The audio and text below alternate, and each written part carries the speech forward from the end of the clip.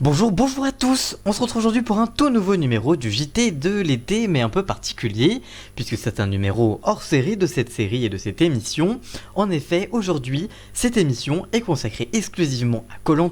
On parlera d'abord des nouveautés et de la date de diffusion, mais on vous présentera aussi tout le casting complet de cette nouvelle saison de koh.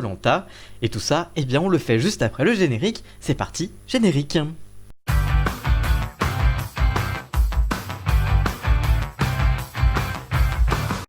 Seulement quelques mois après la victoire de Nawel, TF1 va lancer une toute nouvelle saison de koh sur son antenne.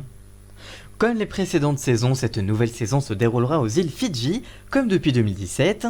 C'est le seul point commun avec cette nouvelle saison hors du commun. En effet, dans cette nouvelle saison, 24 nouveaux candidats, un record, seront pour la première fois répartis en 4 équipes, formées en fonction de leur région d'origine. Ainsi, le nord, le sud, l'est et l'ouest s'affronteront. Par ailleurs, les règles du jeu de confort évoluent cette année. En effet, puisque 2 équipes auront le droit à une récompense, tandis que la dernière partira elle sur l'île de l'exil pour 24 heures sans eau ni nourriture.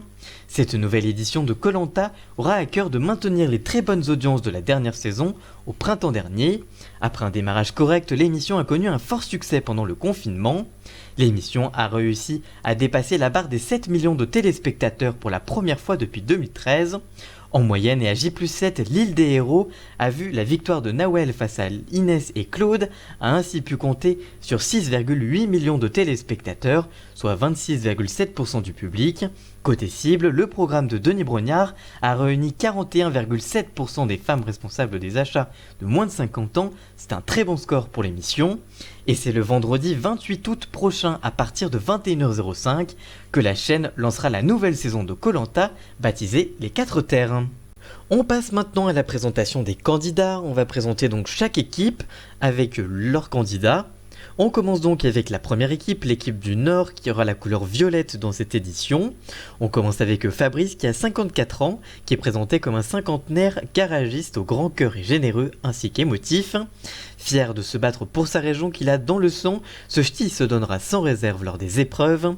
On a ensuite Lola, 23 ans, qui a le sourire du Nord comme le présente le communiqué de presse. Elle est volontaire, étudiante et aide ses parents dans leur baraque à frites. Fière des valeurs du Nord, elle veut faire briller sa région. Pleine d'énergie et maligne, elle peut surprendre lors des épreuves. On a ensuite Adrien, 30 ans, qui est un ingénieur ferroviaire parisien, qui est stratège, rusé, ambitieux, et il n'a pas peur de manipuler. Pour lui, koh est un jeu et il compte bien le gagner.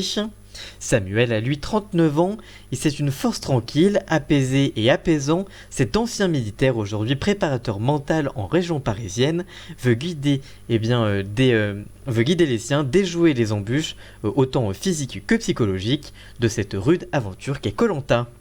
On a ensuite Angélique, 26 ans, qui est chef de rang dans des bars parisiens. Angélique veut aller loin, prendre une revanche sur son enfance ballottée, être fière d'elle et trouver son mérite. Et on termine avec Marie-France, 49 ans, qui est la dernière de cette équipe.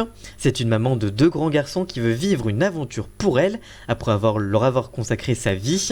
Directe, cette bouchère ne mâche pas ses mots et méfie de tout et de tous. Elle a une revanche à prendre sur sa vie, comme le présente le communiqué de presse. Ensuite, la prochaine équipe, c'est celle de l'Est, et elle est composée de 6 autres aventuriers. D'abord Ajda, 28 ans, qui est une handballeuse professionnelle, venue de Champagne et qui est une dure à cuire, qui s'y frotte 6 pics, présente le communiqué de presse. Énergique, elle ne supporte pas la faiblesse chez les autres. Souvent intraitable, son grand sourire vient parfois adoucir ce caractère ombrageux. On a ensuite Loïc, 20 ans, un montagnard descendu tout droit du massif de la Chartreuse. Loïc est sans filtre, simple, généreux, direct, et il ne se pose pas de questions et fonce. L'aventure est en lui, le Benjamin de l'aventure veut donc faire ses preuves par rapport aux autres. Laurent, 48 ans, est lui professeur d'histoire géographique en Isère. Laurent est plus posé, mesuré, son regard affûté lui permet de voir les choses venir et encadrer sa tribu. Papa Jones, comme le surnomment ses élèves, veut aller loin dans l'aventure koh. On a ensuite Bertrand Kamal, 30 ans, Becca a comme on le surnomme, a parcouru le monde, il a porté son incroyable joie de vivre partout et auprès de tous. Animateur et responsable de club de vacances, il sait mener les troupes dans la joie et la bonne humeur. Mais attention, le garçon est un compétiteur et il vient pour gagner. On a Alexandra, 32 ans, c'est une maman de 2 petites filles qui vient du pays de Gex dans l'Ain, le long de la frontière suisse. Réservée, cette comptable de métier veut aller au-delà de sa timidité pour prouver qu'avec de la volonté, on peut tout faire. Et elle a des atouts pour ça. Sportive, endurante, elle s'est très bien préparée pour l'aventure koh. Et enfin, Joaquina, 38 ans, c'est une boulangère qui gère son affaire d'une main de maître. Elle a été maman très jeune, dévouée à sa famille et à son commerce, elle ne s'octroie que peu de temps pour elle. Cette aventure, c'est son rêve, elle veut aller loin de son refuge des pierres borées et du Beaujolais, c'est donc l'aventure qui est faite pour elle. On passe ensuite à l'équipe du Sud, qui sera la couleur bleue. Dans cette équipe, on retrouve Mathieu, 31 ans, qui est originaire du Vaucluse. C'est un ingénieur et un sportif accompli, aujourd'hui reconverti en coureur professionnel d'ultra-trail et moniteur de plongée. Il est fan d'efforts et koh est pour lui ce qui représente ça. Zen et débrouillard, il peut mener le Sud loin. On a ensuite Carole, 52 ans, qui est la truculente provençale incarnée. C'est une Marseillaise pure souche qui rêve de prouver ses talents d'aventurière au-delà de ses gouailles joyeuses et chantantes. Elle a le mental et l'envie, c'est une maman qui peut surprendre dans l'aventure.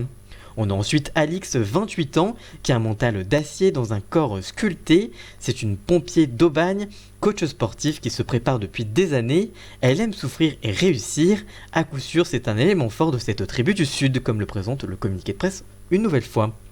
On a ensuite Aubin, 23 ans, qui est venu du Gers. C'est un agent immobilier qui est tout jeune, mais déjà papa et responsable de son agence. Cet Occitan peut réussir pour prouver sa valeur et remporter les 100 000 € pour son bébé. On a ensuite Ava, 26 ans, qui est une jeune Corse avec une âme d'entrepreneuse. Elle est déjà à la tête de son restaurant de poissons et de têtue et débrouillarde. C'est un vrai rock. Ava vise donc loin dans l'aventure koh. Et enfin, on a Sébastien, 37 ans, qui est un Ardéchois au cœur sensible. C'est un papa poule qui ne s'est jamais éloigné de ses 2 fillettes, ni de ses montagnes de l'Ardèche et des Cévennes. Proche de la nature, ce Manuel est un homme de ressources sur le camp et son émotion est communicative. C'est donc un élément fort aussi pour l'équipe du Sud. Et on termine avec la dernière tribu, la tribu Orange, qui sera la tribu de l'Ouest. Dans cette tribu, on retrouve notre amant François, 47 ans, qui vient du Pays Basque. C'est un grossiste au travail, il aime tout de sa région, la gastronomie, la pelote basque, les champs.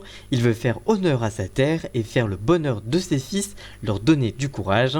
Attachant, François saura marquer les esprits des téléspectateurs. On a ensuite Diane, 25 ans, qui est une petite fille gâtée du Béarn.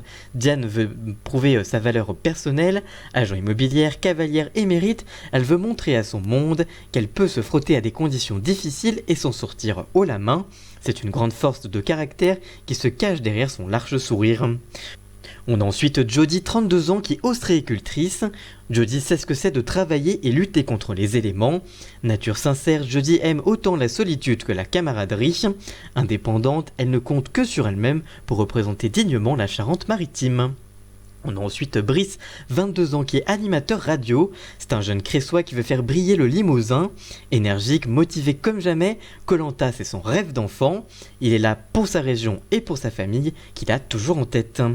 On a ensuite Dorian, 30 ans, qui est contrôleur de train et athlète spécialiste du saut de haie, originaire de Caen. Dorian croque la vie à pleines dents, il aime rire et apprécier la compagnie des autres, mais c'est un féroce compétiteur qui se cache en lui, il ne supporte pas de perdre. Et enfin, on a Estelle, qui est la dernière candidate de la saison et de cette équipe. Elle a 47 ans, elle est conseillère chez Pôle emploi et est maman solo de 2 garçons. Estelle est une courageuse, la preuve, elle a longtemps été membre de l'équipe de France féminine de cyclistes, emmenée par Jeannie Longo.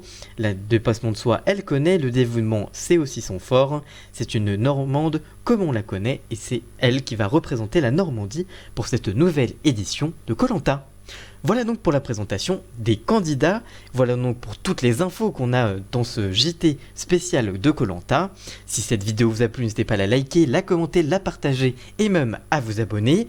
Et nous on se retrouve vendredi pour le live tweet de ce premier épisode de koh Lanta. Mon compte Twitter est dans la description évidemment, n'hésitez pas à me rejoindre sur les réseaux d'ailleurs. Et nous on se retrouve très vite pour une toute nouvelle vidéo, à très bientôt, ciao.